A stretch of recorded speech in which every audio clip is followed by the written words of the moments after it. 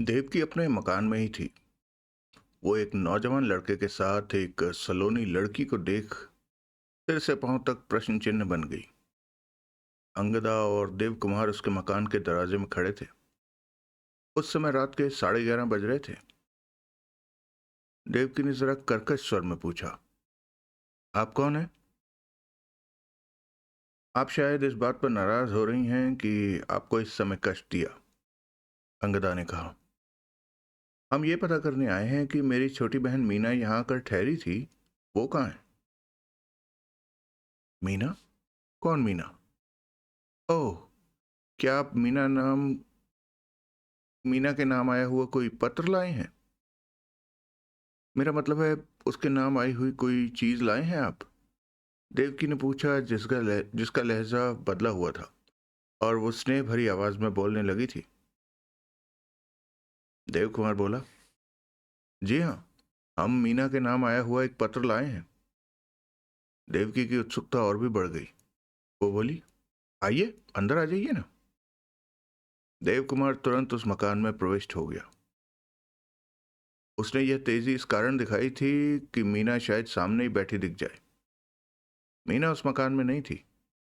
अंगदा ने मकान में इधर उधर झांक कर कहा, मीना तो यहां कहीं नहीं दिखाई दे रही। लाइए, मीना के नाम आया हुआ पत्र मुझे दे दीजिए, देवकी ने और भी उत्साह से कहा। देव कुमार बोला, हम मीना का पत्र मीना को ही दे सकते हैं। मीना तो यहां नहीं है, देवकी ने उत्तर दिया। तो फिर वो कहाँ है? मैं नहीं जानती कि मीना कौन है और कहाँ है, मगर उसके नाम आया हुआ पत्र आप मुझे दे दीजिए। आप अजीब बात कर रही हैं, देव कुमार बोला। मीना आपके यहाँ नहीं है, आप मीना को जानती नहीं हैं और आपको यह भी नहीं मालूम कि वह कहाँ है। तो फिर हम आपको मीना का पत्र कैसे दे दें? आप उसे यह पत्र कैसे पहुंचाएंगी? देवकी ने धैर्य से कहा, मैं आपको विश्वास दिलाती हूं कि यह पत्र मीना को मिल जाएगा। सुनिए, आप शायद नहीं जानती कि कल रात इस शहर में 2 हत्याएं हो चुकी हैं। हत्याओं की दोनों घटनाओं का संबंध मीना से जुड़ा हुआ है। आप साफ साफ बताएं कि यह क्या कहानी क्या है। आप अगर कुछ छुपाएंगी तो हम पुलिस को आपके पास भेज देंगे, देव कुमार बोला। क्या कहा? हत्या? पुलिस? नहीं नहीं, फिर मुझे मीना के नाम आया हुआ पत्र नहीं चाहिए। देवकी सहम गई। मुझे मीना के पत्र या उसकी किसी चीज के बदले में 500 रुपया नहीं चाहिए। यह कहकर देवकी ने अपने माथे पर हाथ मारा। ये पैसा भी आदमी को अंधा कर देता है। मैं ऐसे पैसे से बाज आई। देवकी की बात सुनकर अंगदा और देव कुमार हैरान रह गए। आपको 500 रुपये किसने दिए और क्यों दिए? देव कुमार ने पूछा। ये बात कल 11 बजे की है। मेरे मकान के आगे एक रिक्शा आकर रुकी। उसमें एक आदमी बैठा था।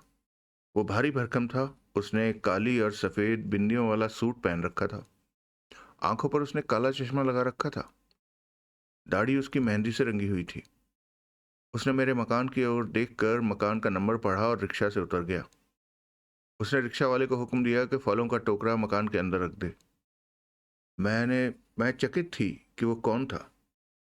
उसने रिक्शे वाले को किराया चुकता किया और मेरे पांव छूकर बोला, भाभी, तुम मुझे पहचानती नहीं हो। मैं धर्मदास का मित्र हूं। यह मेरे पति का नाम था जिसने मुझे छोड़ दिया है। अब वह आजाद बस्ती में एक छिनाल के साथ रहता है। आगंतुक अगर आपके पति का मित्र था और उसे पता था कि आपका पति आपको छोड़ चुका है, तो वह आपके पास क्यों आया? आपने अपने पति के मित्र को क्यों ना पहचाना? देव कुमार ने पूछा। अजी सुनिए तो सही। अपना परिचय देकर वह मेरे मकान में चला आया। उसने पूछा, धर्मदास कहाँ है? बड़ा बदतमीज है। उसका मित्र 15 वर्ष बाद कुवैत से आ रहा है और वो दरवाजे तक नहीं आया। मैं उससे पूछना चाहता हूं कि उसने मुझे 3 साल से पत्र क्यों नहीं लिखा। मेरा पति 2 वर्ष पहले मुझे छोड़ गया था। मुझे उस व्यक्ति के प्रति हमदर्दी हो गई। विवाह को 14 साल हो चुके हैं और वह अजनबी उस समय कुवैत में था। मेरे पति ने उसे 3 वर्षों से पत्र नहीं लिखा था। मैं उससे घुल मिल कर बातें करने लगी। जब मैंने उसे बताया मेरे पति ने मुझे छोड़ दिया है तो उसे अपने मित्र पर बड़ा क्रोध आया। वो उसे गालियां देने लगा।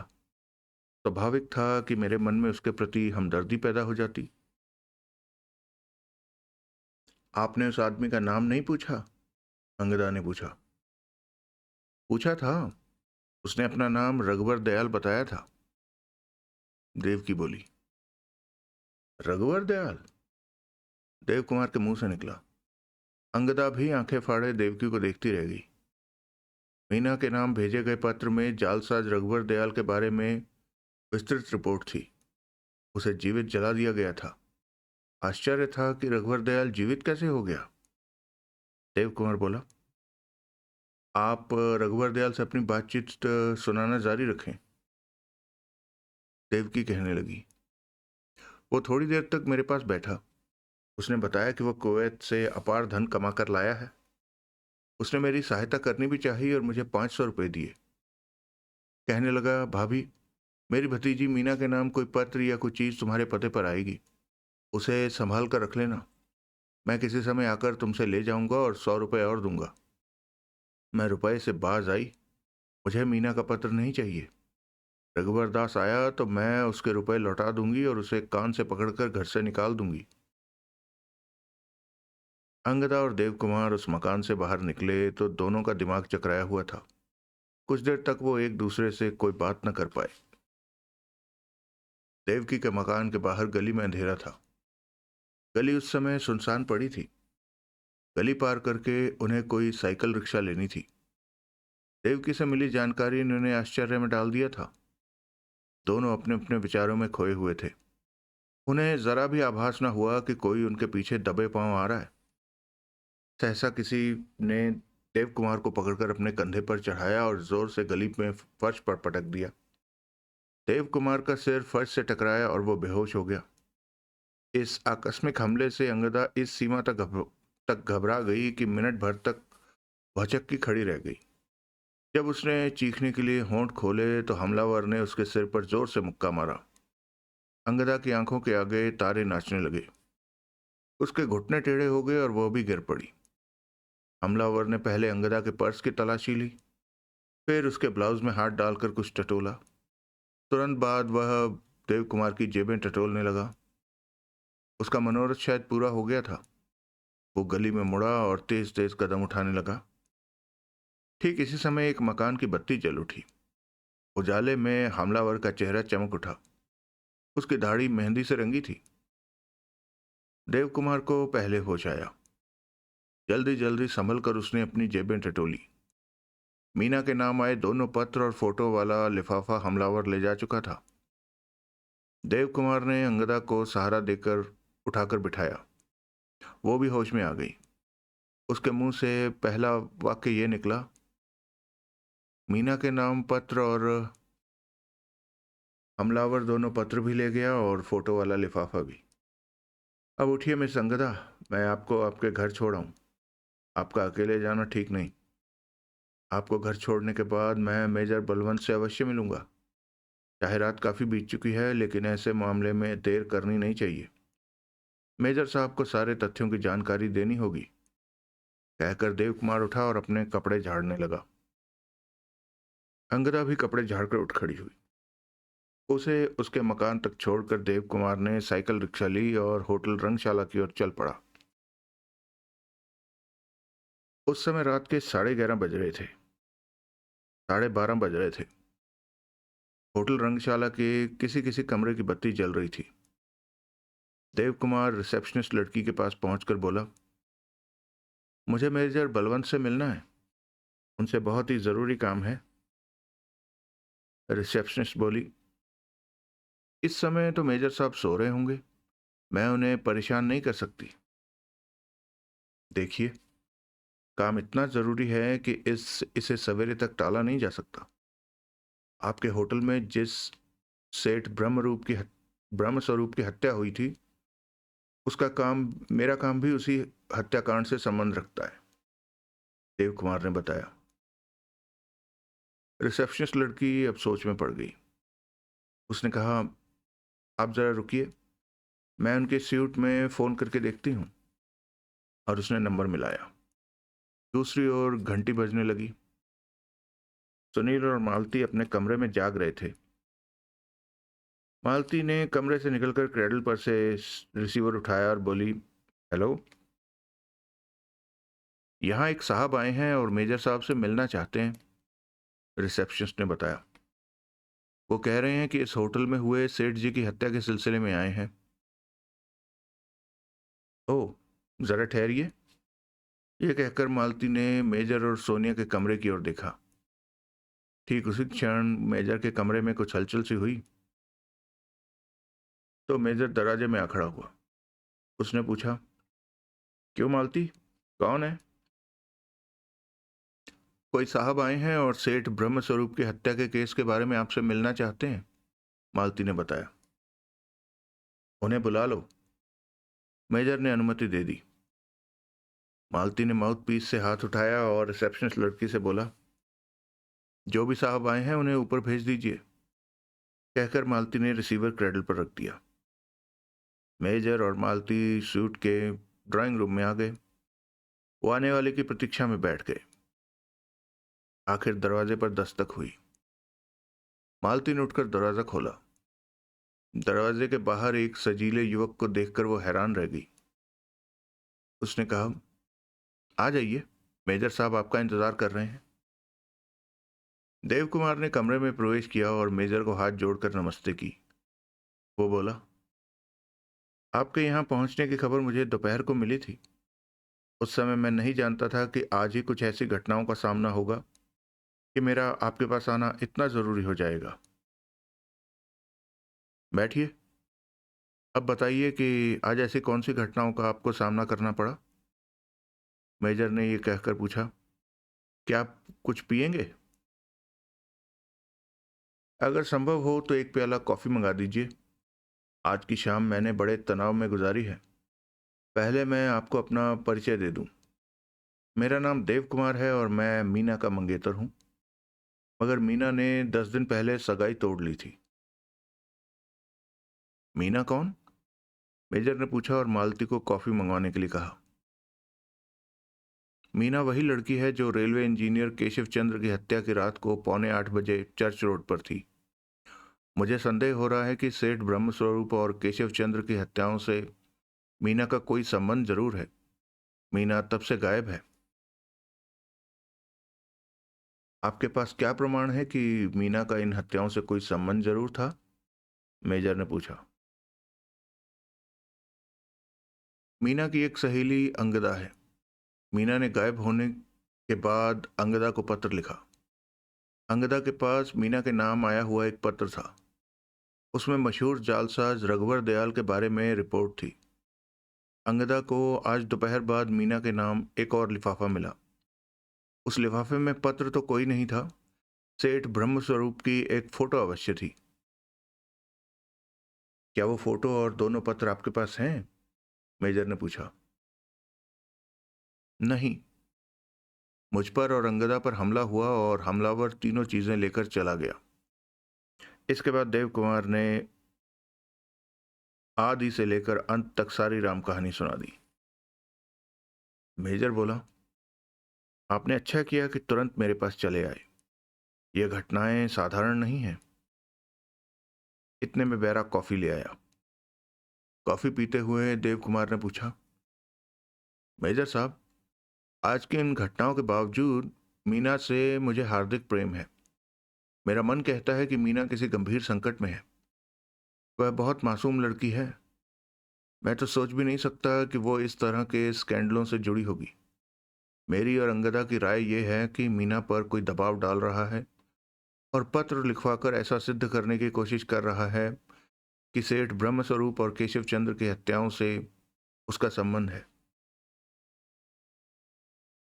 आपने ठीक कहा है कि मीना संकट में है, मेजर बोला। मेजर साहब, आप हमारी सहायता कीजिए, देव कुमार ने कहा। मैं ये केस हल करने ही तो यहाँ आया हूँ। मैं भी आपकी हर प्रकार से सेवा करना चाहता हूँ, देव कुमार बोला। धन्यवाद, मेजर बोला। मैं अकारण ही आपकी सहायता नहीं लूंगा।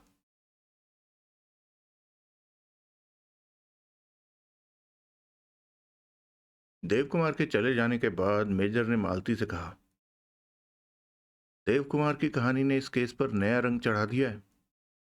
हम कल से अपनी गतिविधि का श्री गणेश करेंगे। और मेजर और मालती उठकर सोने के लिए अपने अपने कमरों में चले गए। प्रातःकालीन चायपान के दौरान मेजर ने डोरा और सुधीर से कहा, आज का सबसे महत्वपूर्ण काम यह है कि उस फकीर को खोज निकाला जाए जिसने मिस्टर दौलतराम और बैरा रामचंद्र की पत्नी को पत्र लाकर दिया था। तुम दोनों जाओ और कहीं से भी ढूंढकर उस फकीर को मेरे पास ले आओ। डोरा बोली, हम नाश्ता करके चले जाएंगे और क्वालिटी रेस्टोरेंट से अपनी पूछताछ शुरू करेंगे।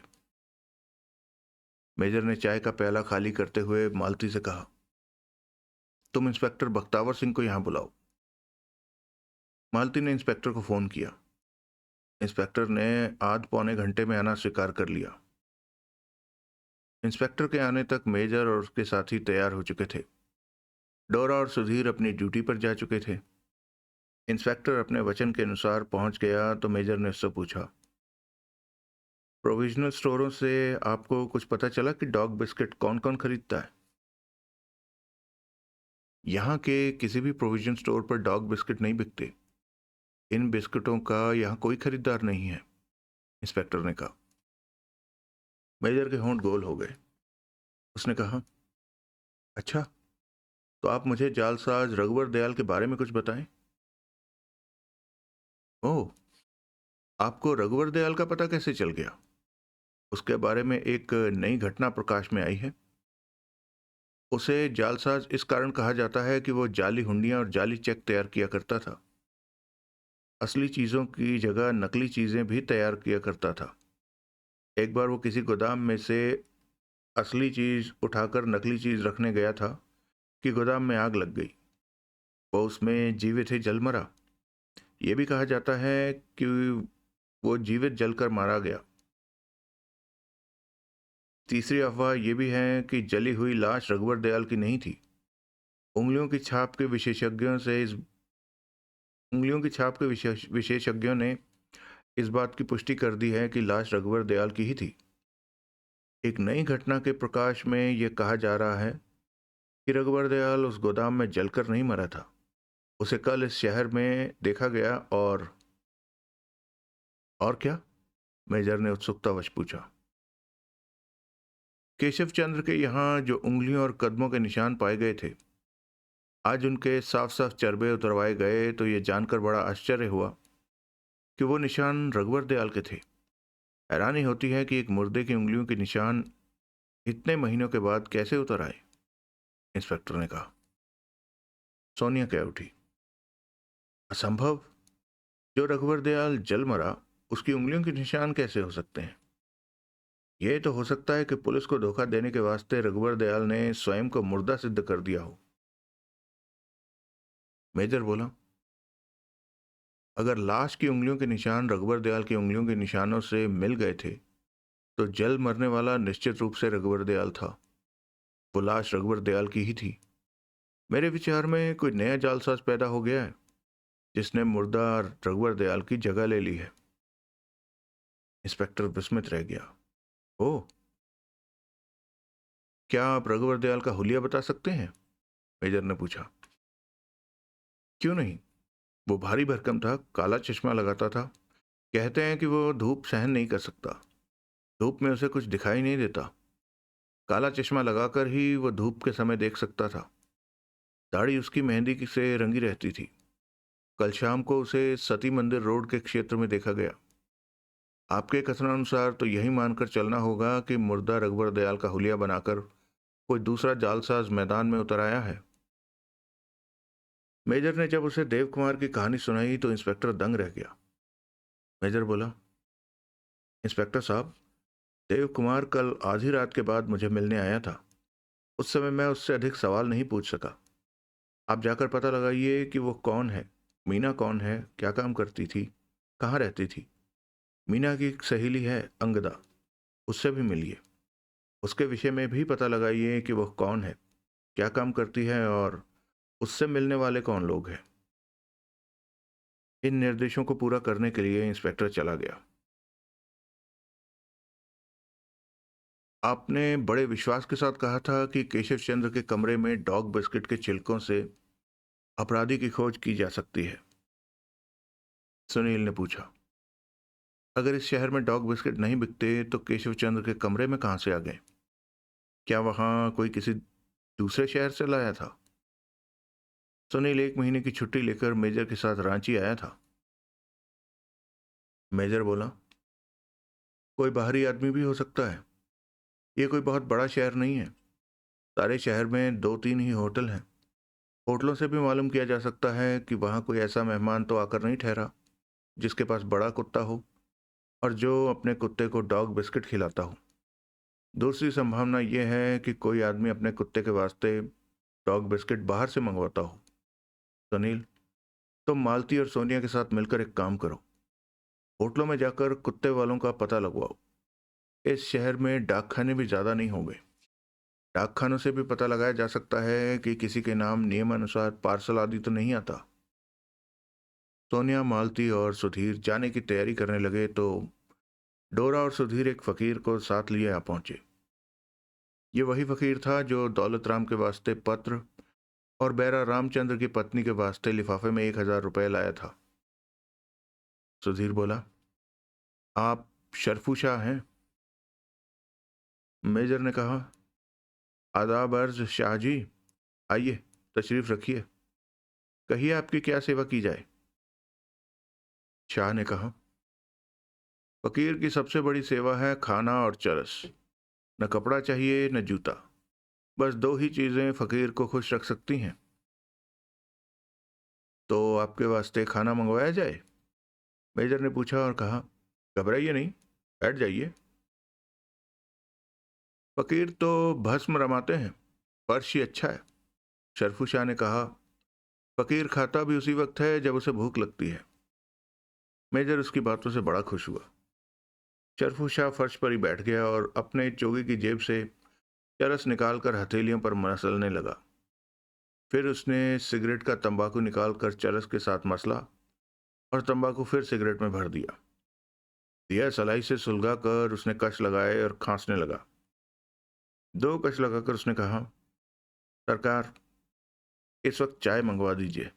पत्ती ज्यादा, दूध कम, शक्कर थोड़ी हो, जरा नमक भी हो। मालती ने घंटी बजाकर बैरे को बुलाया और शरफू शाह की इच्छा अनुसार चाय का एक मग लाने का ऑर्डर दे दिया।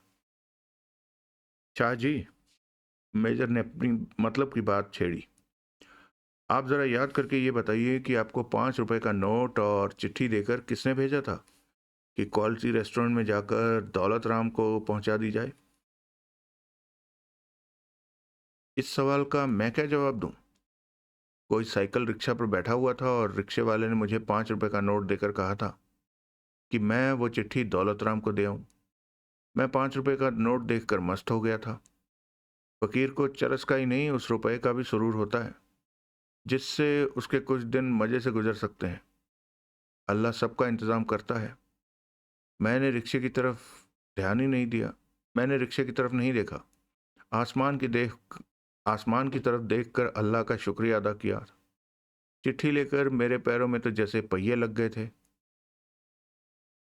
अच्छा तो शाह जी, ये बताइए कि आपको एक लिफाफा देकर किसने एक औरत के पास भेजा था?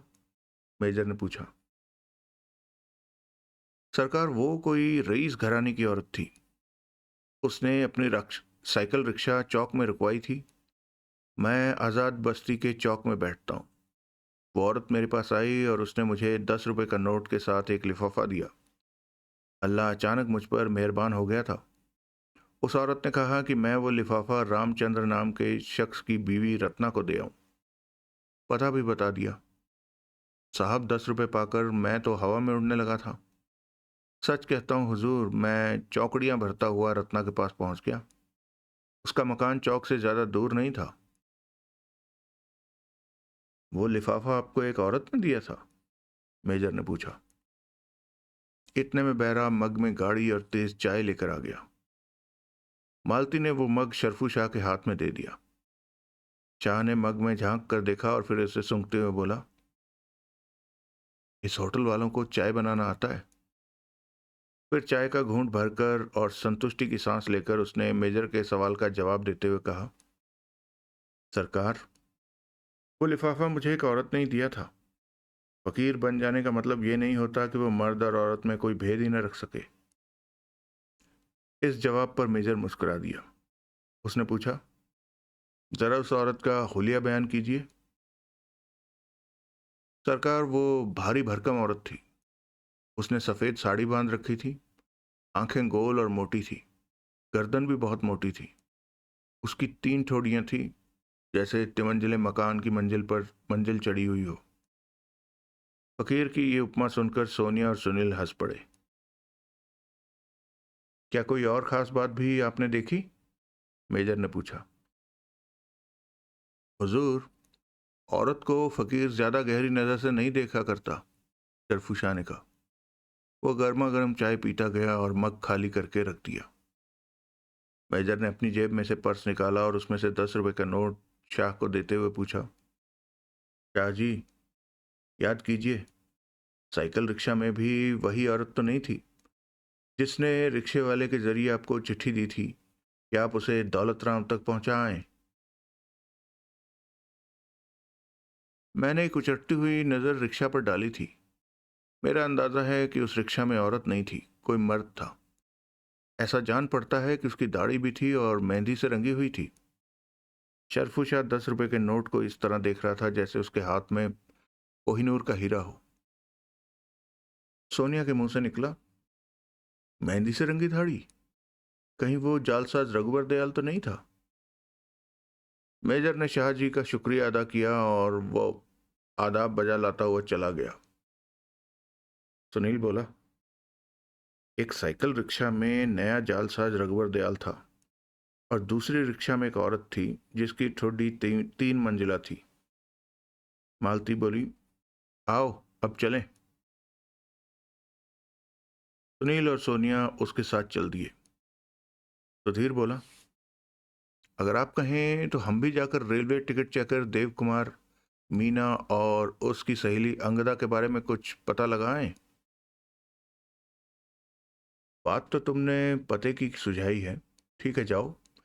तुम्हारा और इंस्पेक्टर बख्तावर की पूछताछ में काफी अंतर होगा। डोरा और सुधीर भी चले गए। एकांत पाते ही मेजर ने नए सिरे से मौजूदा केस पर मनन शुरू कर दिया।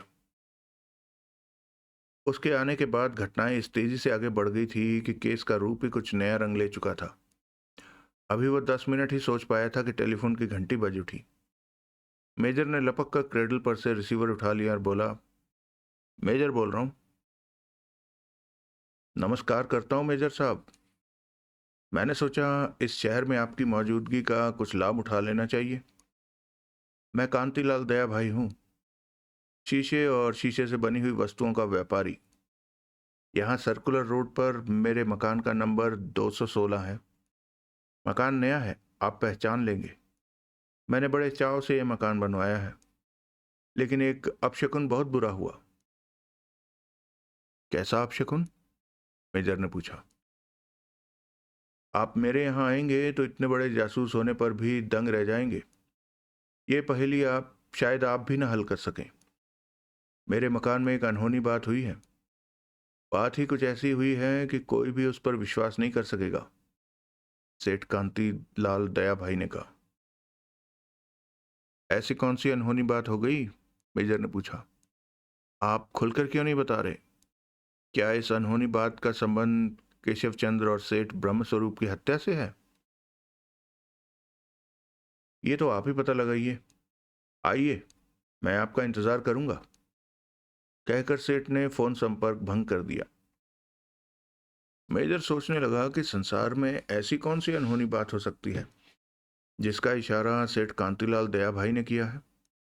सेठ ने बात छिपाकर मेजर की जिज्ञासा बढ़ा दी थी। उसने स्यूट से बाहर आकर ताला लगाया और होटल से बाहर निकल आया। लॉन में पहुंचकर उसने डॉग हाउस से क्रोकोडाइल को साथ लिया और गेट पर आकर खाली टैक्सी की प्रतीक्षा करने लगा। अगला दृश्य। मेजर ने टैक्सी सर्कुलर रोड पर बंगला नंबर 216 के अंदर बरामदे में रुकवा दी। टैक्सी रुकने की आवाज सुनकर अंदर से एक भारी भरकम व्यक्ति बाहर आया। उसने सफेद धोती और सफेद कुर्ता पहन रखा था। कुर्ते में सोने की जंजीर में अटके बटन थे। दोनों हाथों की मोटी मोटी उंगलियों में 2 अंगूठियां थी। सेठ की 2 ठोड़ियां थी। मेजर को शरफू शाह की बात याद आ गई कि जिस औरत ने उसे बैरा रामचंद्र की पत्नी रत्ना को पत्र पहुंचाने के लिए कहा था, उसकी तिमंजला ठोड़ी थी।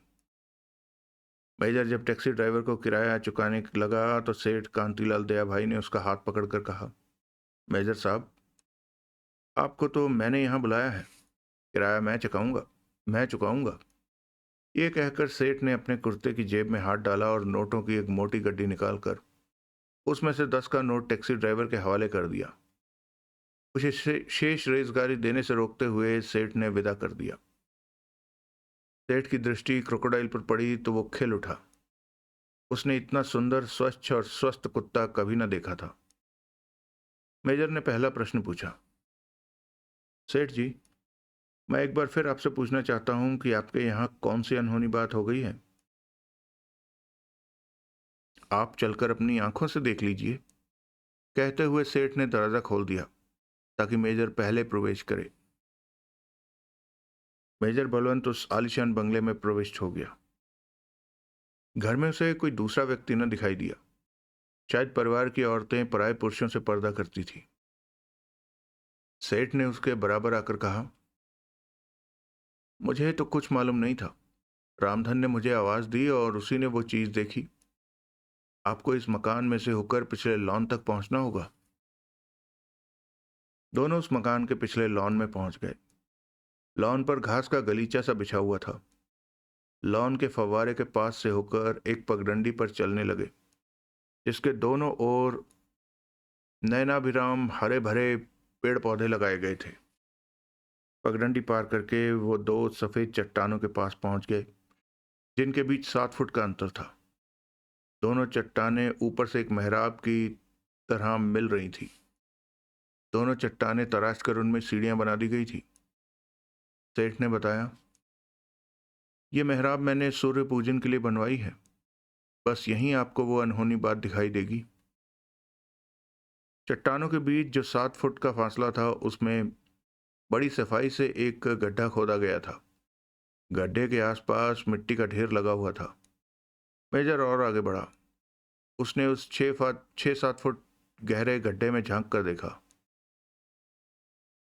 मेजर साहब, क्या ये सपना है या सच्चाई? सेठ ने पूछा। मेजर गड्ढे के अंदर झांक रहा था, जिसमें आबनूस की लकड़ी का बना एक संदूक पड़ा था। संदूक पर कोई ढक्कन नहीं था। संदूक पर पॉलिश की गई थी और वो चमक रही थी। क्रोकोडाइल गड्ढे से दूर खड़ा था और वो मेजर को ऐसे देख रहा था जैसे उसके आदेश की प्रतीक्षा में हो। मेजर ने देखा कि संदूक के दोनों ओर सुनहरे हैंडल लगे थे। संदूक के अंदर मखमल और पलाश मड़ी हुई थी। मखमली गद्दे पर एक लड़की की लाश थी। लड़की के लंबे लंबे लहरिया बाल भूरे थे। बाल उसकी पीठ के नीचे दबे हुए थे। शरीर पर स्लीपिंग गाउन था। गाउन की बनावट बहुत सुंदर थी। गाउन पारदर्शी था, जिसमें से लाश के बदन की गोराई झलक रही थी। लाश के हाथ उसके वक्ष पर थे। आंखें मुंदी हुई थी। चेहरे पर मुस्कान फैली हुई थी। उसकी बाईं कलाई पर एक ब्रेसलेट थी, जिसमें जुर्मरत जड़े हुए थे और वह दिन के उजाले में जगमगा रहे थे। सेठ ने मौन तोड़ते हुए कहा, मेरी समझ में नहीं आता कि यह संदूक मेरे मकान में कहां से आ गया। इस लड़की को न मैंने कभी देखा और न इसे पहचानता हूं। सेठ की आवाज में व्यग्रता और खेद झलक रहा था। यही अनहोनी बात मैं आपको दिखाना चाहता था।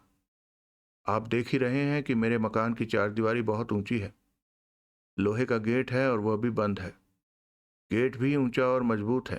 ताला अलग से जड़ा हुआ है, जिसे खोलना आसान नहीं। नहीं समझ सका कि यह संदूक किस तरह यहां लाया गया और क्यों लाया गया। सेठ की बात सुनता हुआ मेजर बलवंत गड्ढे के किनारे उकड़ू होकर बैठ गया। उसने ब्रेसलेट के ऊपर से लड़की का हाथ पकड़ लिया। वो हाथ बर्फ की तरह सर्द था। क्यों मेजर साहब, क्या ये लड़की जीवित है? कहीं बेहोश तो नहीं? सेठ फिर से प्रश्न पूछने लगा। नहीं, मेजर ने इतना सा उत्तर दिया और लाश को और भी निकटता से देखने की कोशिश करने लगा। उसकी दृष्टि लड़की के सीने पर बंधे हाथों पर केंद्रित थी। किसी ने बड़ी मोहक शैली में लड़की के हाथों को उसके सीने पर ला रखा था। मेजर ने यह भी देख लिया कि लाश के दाएं हाथ की पहली और दूसरी उंगलियों के बीच एक नन्हा सा लाल दाग था। जब मेजर ने वो हाथ पकड़कर उठाया तो चौंक पड़ा। लाश की बगल के नीचे छाती में गोली का छेद था, जिसके गिर्द रक्त जमा हुआ था। मेजर ने लाश का हाथ उसके वक्ष पर टिका दिया और हाथ झाड़ता हुआ गड्ढे के किनारे से उठ खड़ा हुआ। सेठ कांतिलाल दया भाई भी लड़की की कांख के पास लगी छाती सेठ कांतिलाल भाई भी लड़की की कांख के पास छाती में लगी गोली का घाव देख चुका था। वो खिन्न होकर बोला,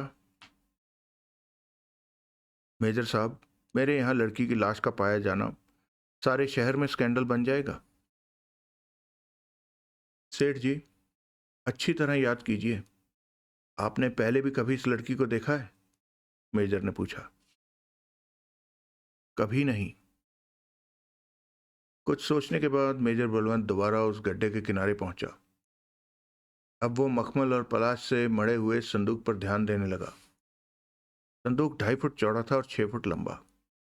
लाश का कद 5 फुट 5 इंच के लगभग था। गड्ढे में संदूक इस ढंग से रखा गया था कि संदूक के दोनों ओर 1.25 फुट जगह छूटी हुई थी। संदूक जमीन में लगभग 4 इंच धंसा हुआ था। मेजर सोचने लगा कि जमीन में 4 इंच संदूक को धंसाने का क्या कारण हो सकता है। आखिरकार उसने क्रोकोडाइल को पुकारा, सन, कम हियर। क्रोकोडाइल मेजर के पास चला आया। मेजर ने उसे गड्ढे में कूद जाने का इशारा किया। क्रोकोडाइल गड्ढे में बाईं ओर खाली जमीन पर कूद गया। वो उस खाली स्थान में लगभग फंस कर आया। उसने मखमल और पलाश में मढ़े संदूक के जमीन में धंसे हुए हिस्से को सूंघा। फिर वो पंजों से उस हिस्से को खोदने लगा जहां संदूक धंसा हुआ था। तंग जगह में फंसा हुआ होने के कारण वो खुलकर हरकत नहीं कर पा रहा था और कूं कूं कर रहा था। कम अप क्रोकोडाइल, मेजर ने उसे ऊपर आ जाने को कहा। क्रोकोडाइल ने एक बार गड्ढे की ऊंचाई का अनुमान लगाया और फिर एक ही उछाल में बाहर आ गया।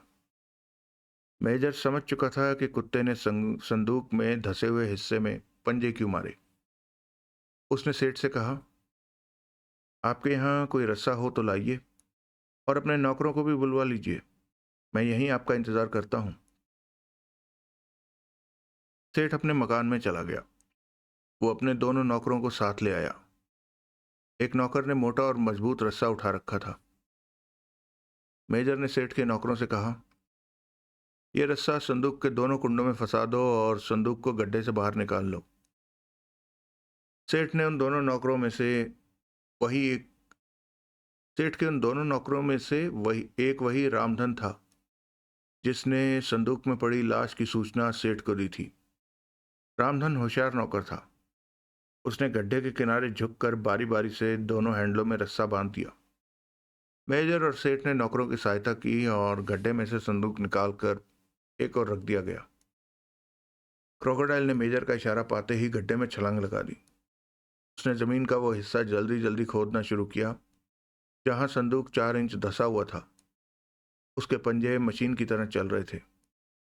जहां से संदूक उठाया गया था वहां की मिट्टी भुरभुरी थी। मेजर सोचने लगा कि संदूक के नीचे की जमीन कठोर क्यों नहीं थी। क्या गड्ढे के अंदर भी कोई गड्ढा है जिसे मिट्टी से भर दिया गया है? क्रोकोडाइल काफी मिट्टी खोद चुका था। मेजर सेठ और उसके नौकरों की आंखें गड़ी आंखें गड्ढे की ओर मेजर सेठ और उसके नौकरों की आंखें गड्ढे की खुद रही मिट्टी पर जमी हुई थी। कुछ मिनट बाद उन सबकी आंखें आश्चर्य से फैल गई। मिट्टी में से एक हाथ निकला। वो हाथ भी किसी औरत का था। वो बायां हाथ था और उसमें भी एक ब्रेसलेट थी। उस ब्रेसलेट में भी जमरुद जड़े हुए थे। धीरे धीरे औरत की भुजा दिखाई देने लगी। वो भुजा नंगी थी। स्टॉप! मेजर ने क्रोकोडाइल को रुकने और ऊपर चले आने का आदेश दिया। Come up crocodile! क्रोकोडाइल उछलकर बाहर आ गया। मेजर ने उसकी दुम पकड़कर आगे को धकेल दिया। क्रोकोडाइल आगे न बढ़ा। मेजर समझ गया कि मिट्टी की सौंधी गंध ने क्रोकोडाइल की सूंघने की शक्ति नकारा कर दी थी। वो उन लोगों का सुराग नहीं लगा सकता था जो मखमली संदूक में लड़की की लाश और गड्ढे में बने दूसरे गड्ढे में दूसरी औरत की लाश लाए थे। मेजर ने क्रोकोडाइल से ध्यान हटाकर सेठ के नौकरों से कहा, तुम दोनों गड्ढे में उतर जाओ और मिट्टी हटाकर लाश निकालो। एक लाश के नीचे दूसरी लाश? सेठ ने झल्लाए स्वर में कहा। न जाने दूसरी लाश किस औरत की है। मैंने मकान बनवाया है या मरघट जो लाशें यहां लाकर दफना दी गई हैं? सेठ के दोनों नौकर 2 खुरपियां ले आए और गड्ढे में कूदकर मिट्टी हटाने लगे। जब उन्होंने पूरी मिट्टी हटा दी तो गड्ढे में बनाए गए दूसरे गड्ढे में लाश का पूरा ढांचा दिखाई देने लगा। लाश के सीने पर अंगिया थी और नीचे अंडरवियर। अंडरवियर नायलॉन का था। लाश की अंगिया के नीचे गोली का छेद था जिसके किनारे काले पड़ गए थे। मेजर बोला, लाश को उठाओ और हमें पकड़ा दो। नौकरों ने लाश उठा दी। मेजर और सेठ ने पकड़कर लाश गड्ढे के किनारे संदूक के पास रख दी। मेजर ने पूछा, सेठ जी, क्या आप इस औरत को भी नहीं जानते? नहीं, ये औरत भी मैं पहली बार देख रहा हूं, सेठ ने कहा। मेजर ने सेठ के नौकरों से पूछा, तुम दोनों यहां लाश की निगरानी करो। तुम में से रामधन कौन है? मैं हूं हुजूर, मझोले कद के गठीले पूर्बिये ने कहा। रामधन, तुमने ये लाश कब देखी? हमारी सेठानी जी सूर्य निकलने पर यहाँ अर्घ चढ़ाने आती हैं। उनके आने से पहले मैं यहाँ की सीढ़ियाँ मोर पंख के झाड़ू से साफ करने आता हूँ। आज सवेरे मैं यहाँ आया तो संदूक पर मेरी नजर पड़ी। मतलब कि लाश सवेरे देखी गई? मेजर ने सेठ की ओर देखते हुए पूछा। जब आपको जब आपके यहाँ लाश सुबह पाई गई तो आपने पुलिस को सूचना क्यों नहीं दी? मैं पहले तो असमंजस में डूबा रहा। पुलिस को सूचना देने का मतलब होता इस घटना का स्वयं ढिंढोरा पीटना। मैं इस पब्लिसिटी से बचना चाहता था। आखिर सोच विचार के बाद मैंने आपको बुलाया। अब मुझे दिखाई दे रहा है कि पुलिस को सूचित किए बिना कोई चारा नहीं है। जी हाँ, पुलिस को इसकी सूचना देनी ही होगी। आइए मेरे साथ, मैं फोन करता हूँ, मेजर ने कहा। वास्तव में संदूक में लाश देखकर उसे एक बात का ध्यान आया था। ड्राइंग रूम में पहुंचकर मेजर ने सबसे पहले टेलीफोन डायरेक्टरी देखी। उसमें से उसने रांची रेलवे स्टेशन के 2 नंबर नोट किए। फिर उसने रेलवे इंक्वायरी का नंबर मिलाया। दूसरी ओर घंटी बजनी तो मेजर ने पूछा, रेलवे इंक्वायरी? सेठ को बड़ा आश्चर्य हुआ कि पुलिस को फोन करने की बजाय मेजर रेलवे स्टेशन को फोन क्यों कर रहा था। Railway enquiry? दूसरी ओर से आवाज आई। मैं मेजर बलवंत बोल रहा हूँ। मैं ये पूछना चाहता हूँ कि रेलवे के टिकट चेकर देव कुमार जी इस समय ड्यूटी पर हैं? इंक्वायरी के फोन पर बैठा हुआ बाबू उनका नाम सुनकर चौंका था। वो नम्रता से बोला, मेजर साहब, मैं स्टाफ रूम में जाकर मिस्टर देव कुमार को देखता हूँ। वो वहीं होगा क्योंकि आज पुलिस उनसे पूछताछ करती रही है। सुनिए, अगर वो स्टाफ रूम में हो तो उन्हें अपने साथ ले आइएगा और फोन पर उनसे मेरी बात करा दीजिएगा। बहुत अच्छा मेजर साहब। और दूसरी ओर से बाबू ने रिसीवर रख दिया। 3-4 मिनट बाद फोन पर देव कुमार की आवाज सुनाई दी।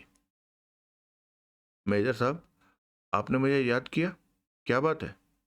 मैं आपके असिस्टेंट डोरा और सुधीर के साथ बैठा हुआ था। मिस्टर देव कुमार, आप डोरा और सुधीर के साथ मेरे पास चले आइए। सर्कुलर रोड पर सेठ कांतिलाल दया भाई के मकान नंबर 216 में। और सुनिए, इंस्पेक्टर बख्तावर सिंह को आपके यहाँ से गए कितनी देर हो चुकी है? लगभग 1 घंटा हो चुका है। मुझसे मिलने के बाद वो मिस अंगदा के यहाँ जाने का इरादा रखते थे, देव कुमार ने बताया। मिस अंगदा मिस अंगदा कहाँ रहती हैं? मेजर ने पूछा। वो रहती तो जेल रोड पर है, लेकिन इस समय एडवोकेट कन्हैया लाल के ऑफिस में होगी। वो वहाँ स्टेनो है। एडवोकेट कन्हैया का एडवोकेट कन्हैया लाल का फ़ोन नंबर क्या है? 4488, देव कुमार ने बताया। तो फिर इंस्पेक्टर बख्तावर सिंह भी शायद वहीं होंगे, मेजर ने कहा। अगर वो अंगदा से ही मिलने गए हैं तो वहीं होंगे। खैर, आप डोरा और सुधीर के साथ सेठ कांतिलाल दया भाई के मकान में फौरन चले आइए, कहकर मेजर बलवंत ने रिसीवर क्रेडल पर रख दिया। इसके बाद उसने एडवोकेट कन्हैया लाल का नंबर मिलाया। दूसरी ओर घंटी बजी तो किसी ने फटी फटी सी आवाज में कहा, hello, advocate Kanhaiya Lal speaking. Advocate साहब, मैं मेजर बलवंत बोल रहा हूँ।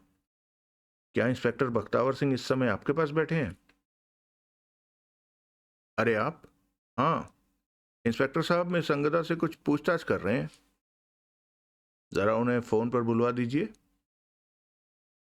होल्ड ऑन, मैं उन्हें बुलवाता हूँ। 2 मिनट बाद इंस्पेक्टर की फ़ोन पर आवाज़ आई। कहिए मेजर साहब, कैसे याद किया? आपको कैसे पता चला कि मैं एडवोकेट कन्हैया लाल साहब के ऑफिस में हूँ? श्रीमन, आप ये क्यों भूलते हैं कि मैं जासूस हूँ? मेजर बोला। ये बताइए कि मिस अंगदा से पूछताछ चल रही है या लगभग समाप्त ही समझिए, इंस्पेक्टर बोला। मैं सर्कुलर रोड पर सेठ कांतिलाल दया भाई के मकान नंबर 216 से बोल रहा हूँ। अगर संभव हो तो मिस अंगदा को साथ लेकर यहाँ चले आइए। इतना कहकर मेजर ने रिसीवर क्रेडल पर रख दिया।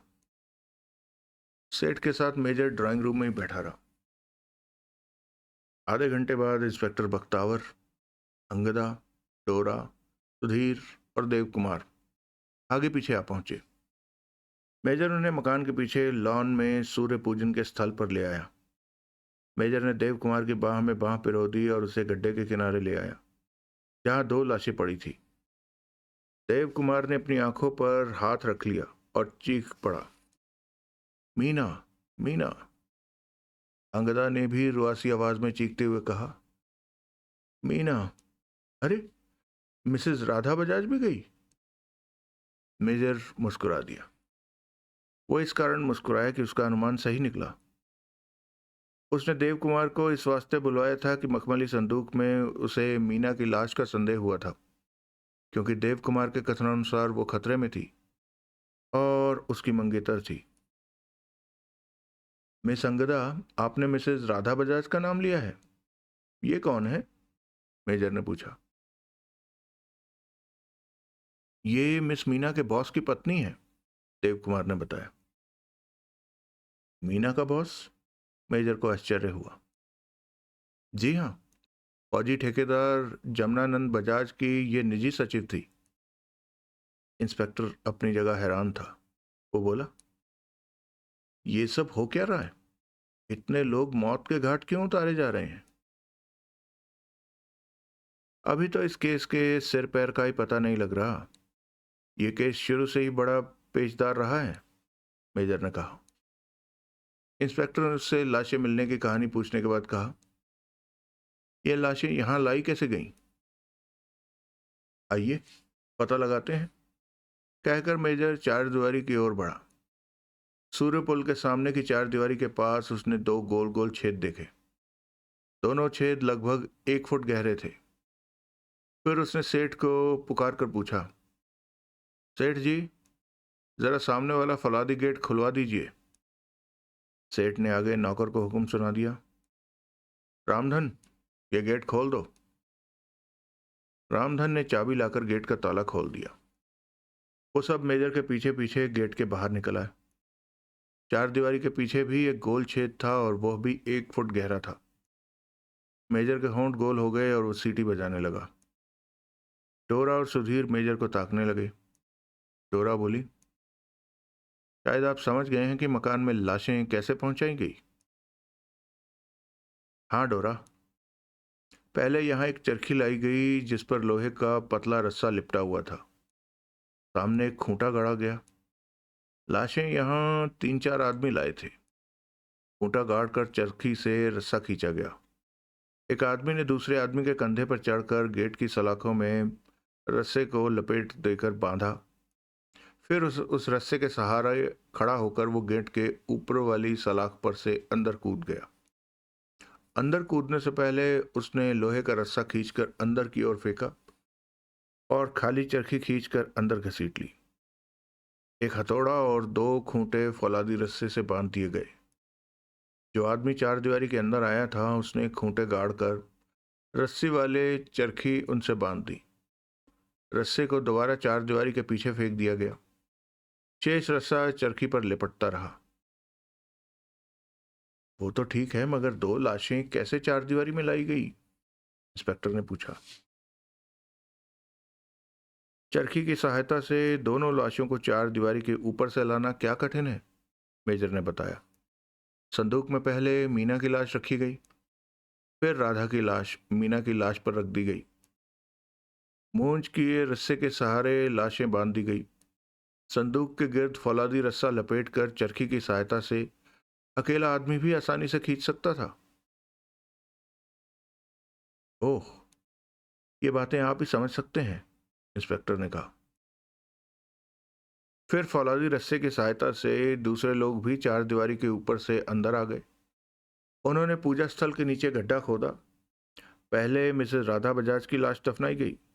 उसके ऊपर मीना की लाश वाला संदूक गड्ढे में उतार दिया गया। क्या आप में से कोई बता सकता है कि लाश मखमली संदूक में क्यों रखी गई? मेजर के इस प्रश्न पर हर कोई उसका मुंह ताकने लगा। कोई भी उत्तर न दे सका। मुस्कुराते हुए मेजर बोला, बात यह है कि लाशों को जल्दी से ठिकाने लगाना बहुत जरूरी था। इतनी जल्दी में ताबूत या लकड़ी के बक्से का प्रबंध नहीं हो सकता था। मखमल और पलश से मड़ा हुआ संदूक ही बता रहा है कि यह किसी रईस के घर से लाया गया है। उसने बहुमूल्य सामान और जेवरात रखने के वास्ते इसे विशेष रूप से बनवाया होगा। इस संदूक से ही ताबूत का काम लेने का फैसला कर लिया गया होगा। इसका मतलब यह है कि राधा और मीना की हत्याएं एक ही समय में किसी रईस के बंगले में की गई। मेजर के इस रहस्य उद्घाटन पर सब लोग स्तब्ध रह गए। उनका मौन और विस्मय ही मेजर की प्रशंसा कर रहा था।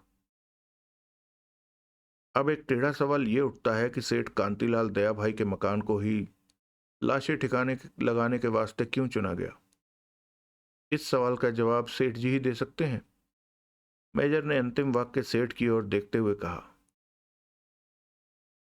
मेरी समझ में कुछ नहीं आ रहा, सेठ ने कहा। ना मैं मीना को जानता हूं और ना राधा को। मेरा कोई दुश्मन नहीं। न जाने ये लाशें मेरे यहां लाकर क्यों दफना दी गई। खैर, ये बाद में मालूम हो जाएगा कि ये लाशें यहां क्यों लाई गई। अभी तो यह रहस्य खुलना चाहिए कि 2 औरतों को एक साथ क्यों गोलियों से उड़ा दिया गया। केशव चंद्र की हत्या के बाद मीना चर्च रोड से कहाँ गई थी? उसका अपहरण किया गया था या बहाने से बुलवाया गया था? यह कहकर मेजर ने इंस्पेक्टर की ओर देखा। आप मिस्टर देव कुमार और मिस अंगदा से जो पूछना चाहते थे पूछ चुके हैं? जी हाँ, इंस्पेक्टर ने उत्तर दिया। मेजर ने मिस अंगदा और देव कुमार से कहा, आप दोनों अपने अपने काम पर जा सकते हैं। जरूरत पड़ी तो आपको बुलवा लिया जाएगा। अंगदा और देव कुमार चले गए। अब मेजर ने इंस्पेक्टर से कहा, आप फोन करके अपना जांच दल बुलवाइए और यहाँ की कार्रवाई उन्हें सौंप दीजिए। फोन करने के बाद आप मेरे साथ फौजी ठेकेदार जमुनानंद बजाज के यहाँ चलना। फोन करने के बाद आपको मेरे साथ फौजी ठेकेदार जमुनानंद बजाज के यहाँ चलना होगा। इंस्पेक्टर ने सेठ के मकान से ही अपने पुलिस स्टेशन को फोन किया। सब इंस्पेक्टर देवेंद्र को आदेश दिया कि वो पुलिस डॉक्टर, पुलिस फोटोग्राफर और छाप विशेषज्ञ को लेकर सेठ कांतिलाल दया भाई के मकान में पहुंच जाए और आवश्यक कार्रवाई कर ले। क्रोकोडाइल को मेजर ने डोरा और सुधीर के साथ भेज दिया। स्वयं वो फौजी ठेकेदार जमनानंद बजाज से मिलने चला गया।